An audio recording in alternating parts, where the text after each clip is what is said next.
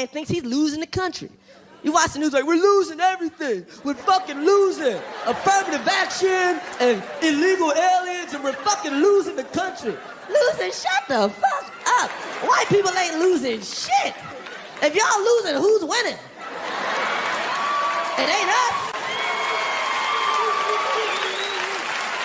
It ain't us. Have you driven around this motherfucker? It ain't us. Shit, there ain't a white man in this room that would change places with me. None of you would change places with me, and I'm rich. That's how good it is to be white. There's a white one-leg busboy in here right now that won't change places with my black ass. He's going, nah, man, I don't want to switch. I want to ride this white thing out, see where it takes me.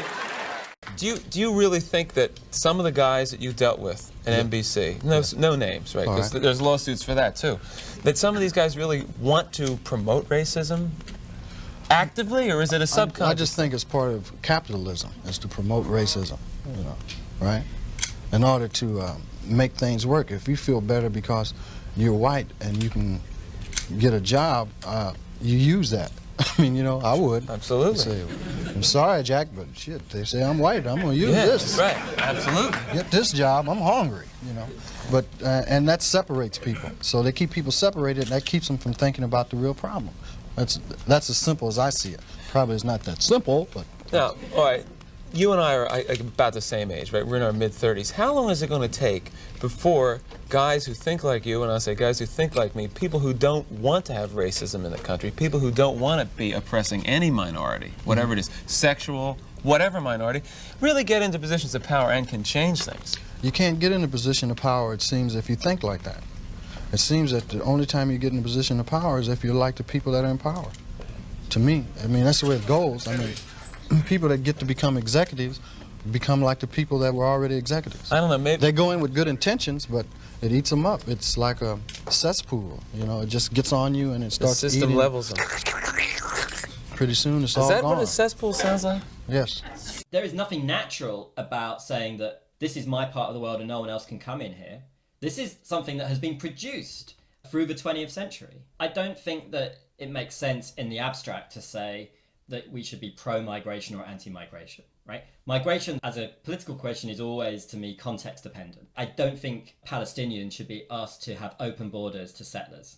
But in a world where capital is free to move across borders without restriction, and goods are free to move across borders without restriction, you can't also say that plausibly and consistently and without hypocrisy, that Labour cannot move across borders without restriction. To me, it comes down to the question of the relationship between capital and labour. If you want to imagine a hypothetical world, completely different world from the one we're in which capital is constrained to particular parts of the world, goods are constrained, then sure, we can have the conversation about also constraining migration in those ways. That's a million miles away from the world we're in. There is nothing natural about saying that this is my part of the world and no one else can come in here.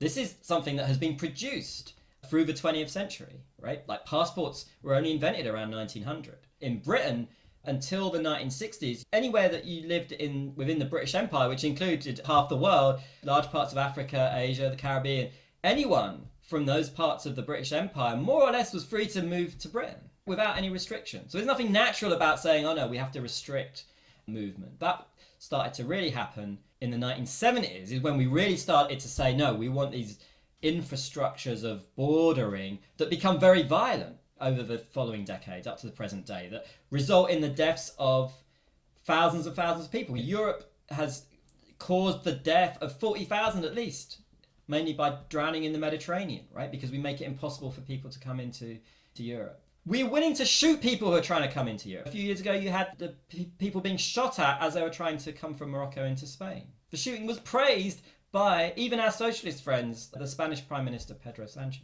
This is a product of a particular system that's been built since the 1970s that's bound up with what has also happened since the 1970s, which is the neoliberal globalization of capital, right?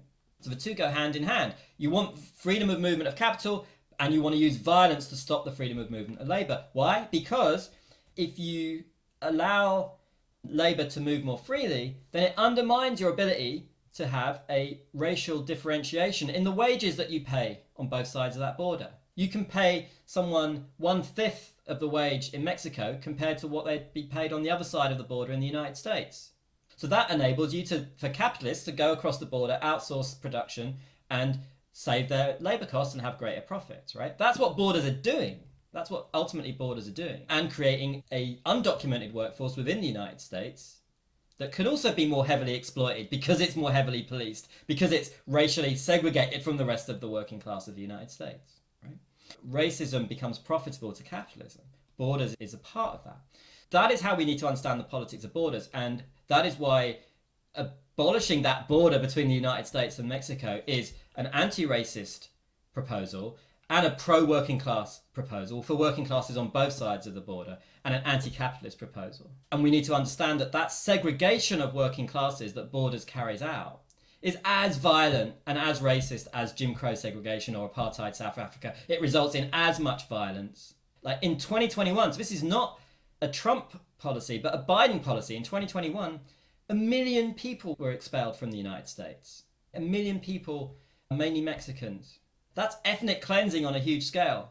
And the point of it is to maintain profits for capitalists. So this is what we need to confront, I think, more than anything, because when you have that level of violence at the border, you can no longer talk about liberal democracy on your side of the border, right? Europe can't say, we are a civilization based on liberal values and tolerance, and we are the home of liberal democracy, if on its periphery, it's shooting people and killing people simply because they want to cross a border. Eventually that violence comes home again into the core of Europe.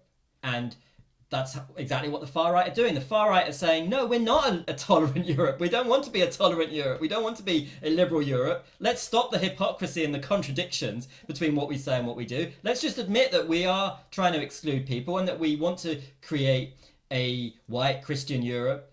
That's a powerful argument because it builds on the hypocrisy of liberal Europe. Right? It exploits that hypocrisy. So from our point of view, we need to expose that hypocrisy from the other side and say, yes, let's talk about what a liberal Europe would really look like. And it's one in which you don't have this level of border violence and this level of murder of people whose only crime is to want to cross a border.